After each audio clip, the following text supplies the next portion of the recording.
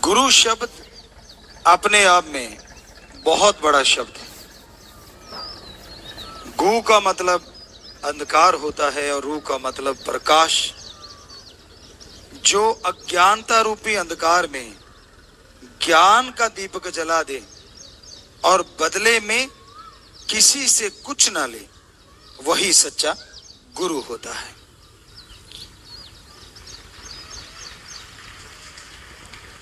गुरु की जरूरत हमेशा से थी, है और हमेशा रहेगी। खास करके रूहानियत, सूफियत, आत्मा परमात्मा की यहां चर्चा होती है, उसके लिए गुरु तो अति जरूरी है। अगर वैसे देखा जाए, समाज में हमेशा से गुरु उस्ताद की जरूरत पड़ती आई। जन्म जब बच्चे का होता है तो उसका पहला गुरु उस्ताद उसकी मां होती है। खिलाना, पिलाना, नहाना, पहनाना, यहां तक कि मलमूत्र भी साफ करना, मां जैसा गुरु दुनियावी तौर पे दूसरा नहीं होता। फिर बारी आती है, बच्चा चलना सीखता है, बहन भाई, बाप गुरु का रूप धारण करना शुरू कर देते हैं। बाप अपने बच्चे को दुनियावी शिक्षा देता है, दुनिया में कैसे रहना है, क्या करना है, क्या नहीं करना चाहिए, अपना अनुभव उसकी झोली में डालता है, अगर कोई लेना चाहे तो। क्योंकि ये कलयुग का दौर है, यहां बच्चे की अपनी गृहस्थी हुई नहीं कि मां बाप के अनुभव को ठोकर मार देता है। इसलिए अनाथ आश्रम बनते जा रहे हैं और भरते जा रहे हैं। लेकिन बात गुरु की, तो वो गुरु बाप ही होता है जो शिक्षा देता है, आगे बढ़ाता है। फिर कॉलेज, यूनिवर्सिटी और आगे से आगे गुरु बदलते जाते हैं और इंसान दुनियावी शिक्षा में ट्रेंड होता जाता है। क्या आपने कोई ऐसा स्कूल, कॉलेज देखा है यहां सिर्फ किताबें हों, आप एडमिशन करवाएं, कोई बताने वाला ना हो और जाएं, किताबें पढ़ लें और पास हो जाएं? क्या कभी सुना है ऐसा कोई स्कूल? नहीं सुना। जरा सोचिए, दुनियावी शिक्षा के लिए भी टीचर, मास्टर, लेक्चरर अति जरूरी हैं। दुनियावी शिक्षा जो कि सामने है, डॉक्टर हैं, दुकानदार हैं, व्यापारी हैं, नौकरी पेशा है, वो तो सामने की शिक्षा है। लेकिन एक ऐसी शिक्षा जो रूहानी है, आत्मिक ज्ञान, आत्मा का परमात्मा से मिलन कैसे हो, वो तो बाहर दिखता नहीं ना। तो आप ये कैसे कह सकते हैं उसके लिए गुरु की जरूरत नहीं है? जब दुनियावी ज्ञान के लिए जरूरत है तो उसके लिए भी गुरु की जरूरत बहुत ज्यादा है।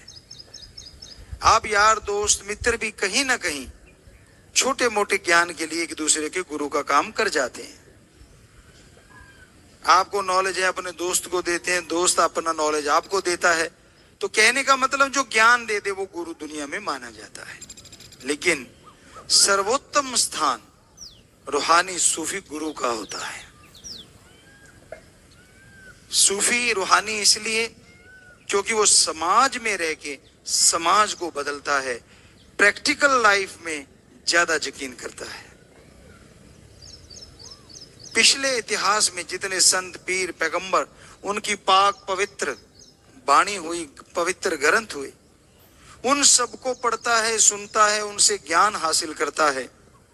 लेकिन यहीं बस नहीं करता, फिर वो खुद प्रैक्टिकल मेथड ऑफ मेडिटेशन खुद अनुभव करता है।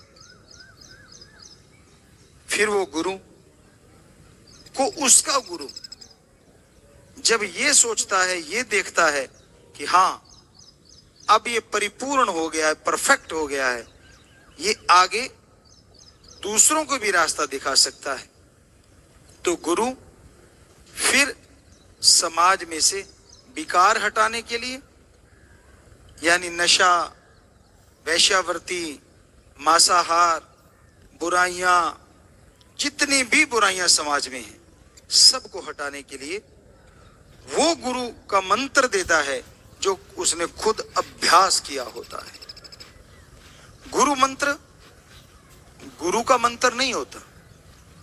गुरु मंत्र यानी गुरु के पास वो शब्द, वो मेथड, वो युक्ति जो परमात्मा का नाम होता। बाय नेम गुरु गॉड को पुकारता है, क्योंकि उसको उसका गुरु बताता है कि ऐसे पुकारना है।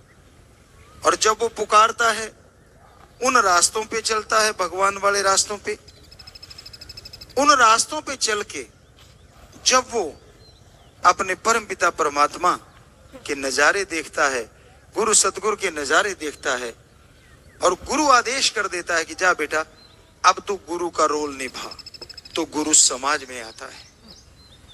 फिर वो समाज में वो ही मंत्र देता है जिसका खुद अभ्यास किया होता है। और गुरु क्या कहता है? मैं भी इंसान हूं, आप भी इंसान हैं। अगर भगवान के इन शब्दों से मुझे भगवान की खुशियां मिली, भगवान के नजारे मिले, तो अगर आप भी अभ्यास करोगे तो आपको क्यों नहीं मिलेगा?